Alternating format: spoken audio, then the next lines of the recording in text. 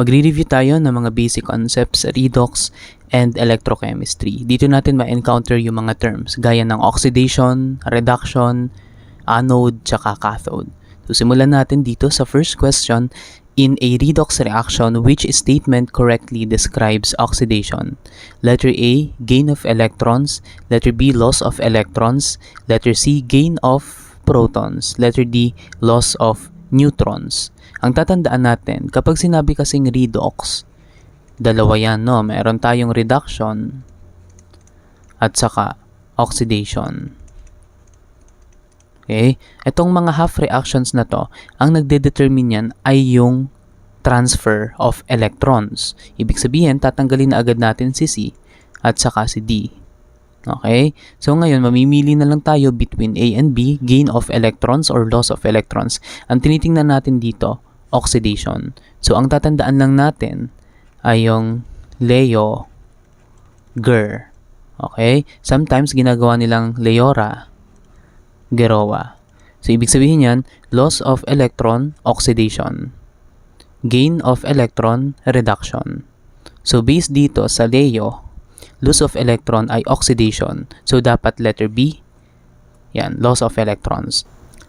Again, pag sinabi nating oxidation, meron yung loss of electrons. So pwede rin nating tandaan dito yung oil rig. Ibig sabihin, oxidation is loss, reduction is gain. Again, ang tinutukoy natin dito, yung transfer of electrons. Okay? At tandaan natin ang oxidation at saka reduction, palagi yan nangyayari together. Hindi pwede na oxidation lang yung nangyayari. O kaya reduction lang yung nangyayari. Okay? So, ano yung mga examples natin ng mga reaction natin? For example, in the case of oxidation, half reaction, ang halimbawa natin dyan ay zinc. Yan. Ang tawag dito sa reaction na to is oxidation. Okay? Kasi as you can see, yung electron nandito sa product side. Ibig sabihin, nawala yung electron mula dito sa zinc metal. Kaya nag-form siya nitong cation at saka yung dalawang electrons na release. Okay? So, yan yung oxidation. Ano naman kapag reduction?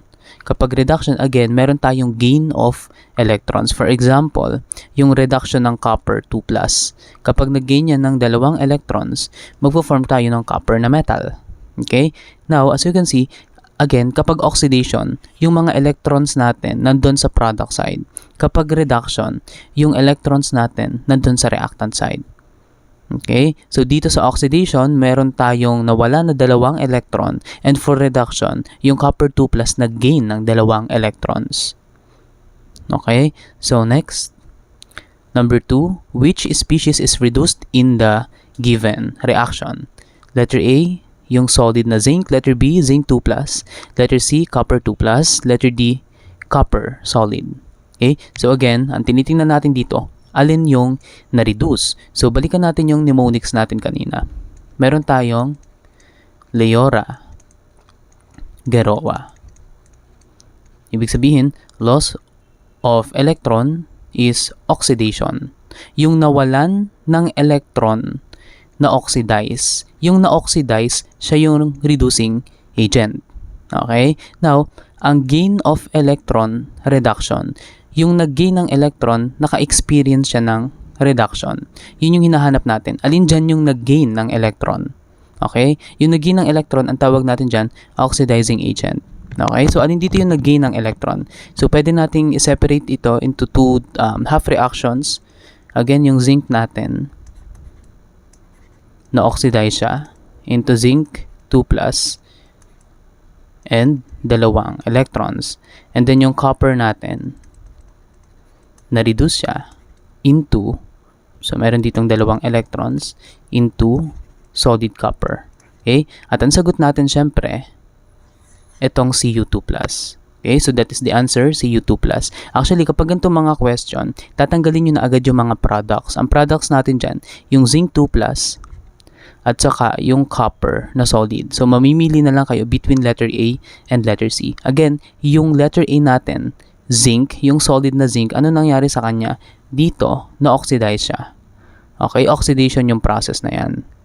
Okay, at siya, ang tawag natin sa kanya, reducing agent. Bakit siya reducing agent? Kasi siya yung nag-cause ng reduction ng copper 2+. At yung copper 2+ natin, siya yung naka-experience ng reduction. Nag-gain siya ng electron. Okay, para mag-form ng copper na solid. So we can say na yung copper naman is oxidizing agent. Ibig sabihin, nag-cause siya ng oxidation nitong zinc na solid. Okay, so again, ang answer natin, Cu2+. Okay, next, number 3, which rule helps in identifying oxidation and reduction in reactions? Letter A, atoms prefer lower mass. Letter B, bonds always break evenly. Letter C, protons move between atoms. Letter D, electrons are transferred. Again, ang sinasabi natin, kapag meron tayong redox reactions, ang concern natin dyan, yung transfer of electrons. So the answer is letter D. Okay, next, number 4. Which statement correctly describes a galvanic or voltaic cell? Letter A, it uses electricity to force a reaction. Letter B, it converts chemical energy into electrical energy.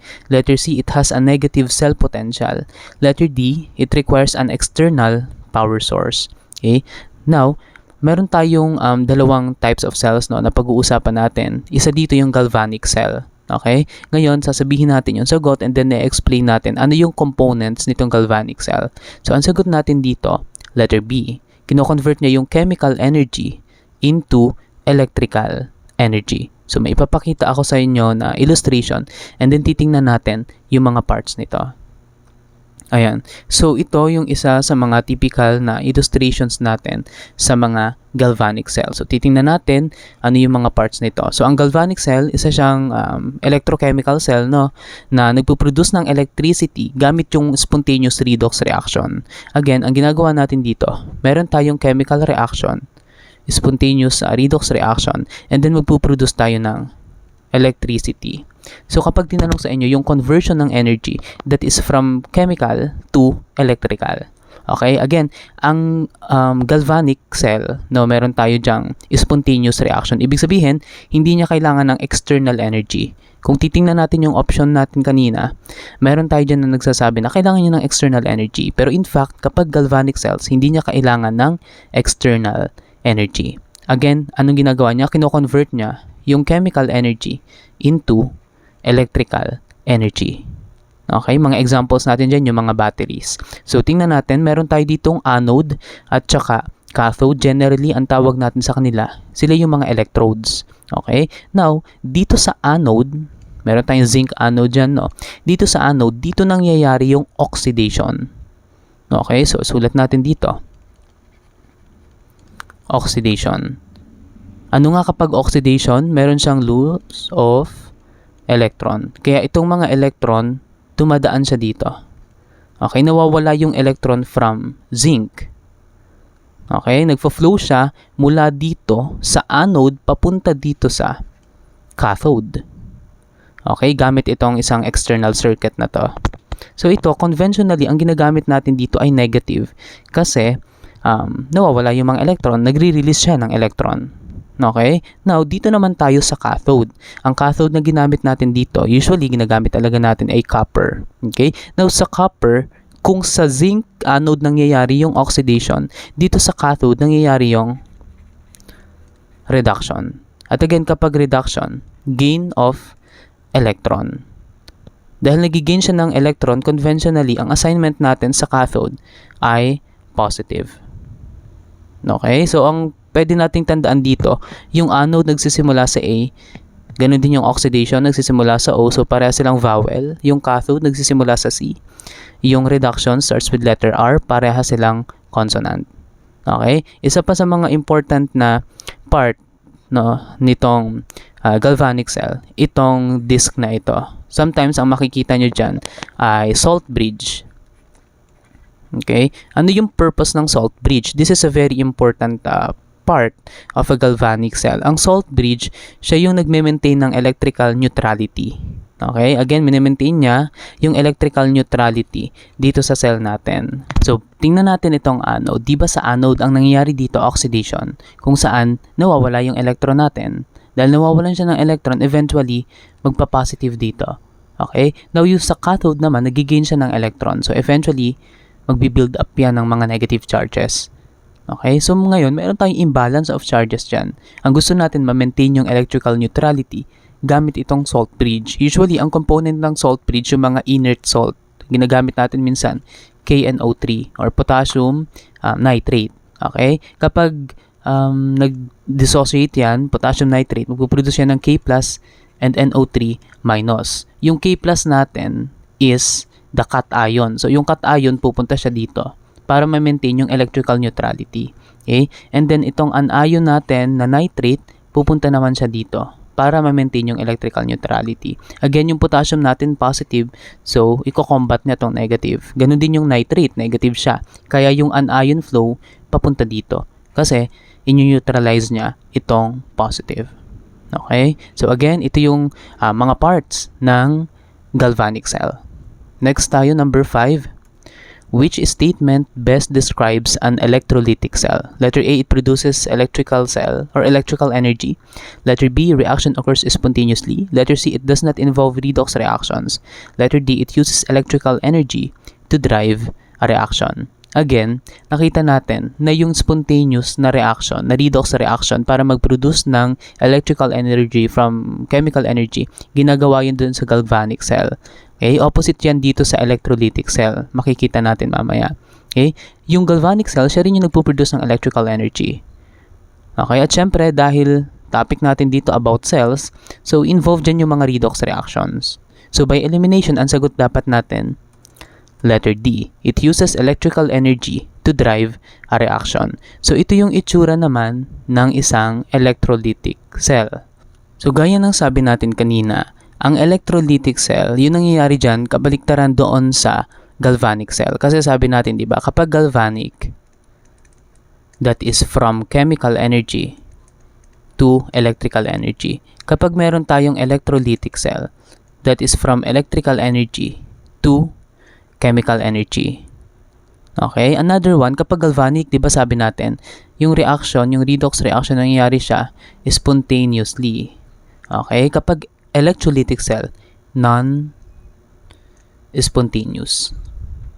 Okay? Again, ang purpose niya, i-convert yung electrical energy into chemical energy. So again, itong electrolytic cell natin, gaya ng galvanic cell, isa rin siyang electrochemical cell. Pero non-spontaneous yung reaction at driven siya by the power source. So in this case, meron tayong battery. So tingnan natin yung mga components nitong itong electrolytic cell.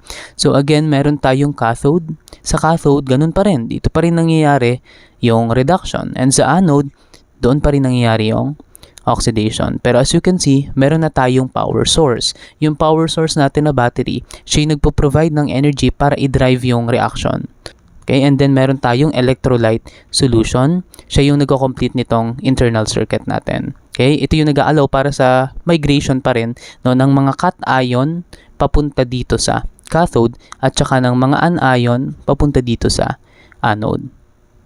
Okay, so makikita natin, very important din no, itong anode natin, as you can see, dito siya connected sa positive terminal ng power source. Okay? And then yung cathode natin, doon siya connected sa negative terminal ng power source. Okay? So next tayo. Number 6, which part of an electrochemical cell is the site of reduction? Again, inulit-ulit na natin saan nangyayari ang reduction. Reduction, letter R, consonant. So ang answer natin, letter B, cathode, consonant.